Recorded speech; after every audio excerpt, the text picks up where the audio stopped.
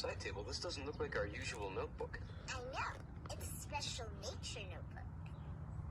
Oh, I get it. A special nature notebook for our special outside game of Blue's Clues. Thanks.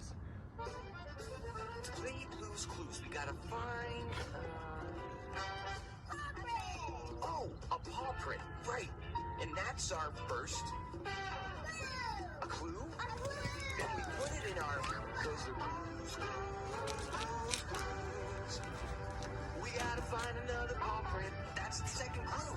We put it in our notebook because they're who's clues? Blue's Clues. We gotta find the last paw print. That's the third clue. We put it in our notebook because they're Blue's Clues. Blue's Clues. You know what to do. Sit down here. Think and rock. Think.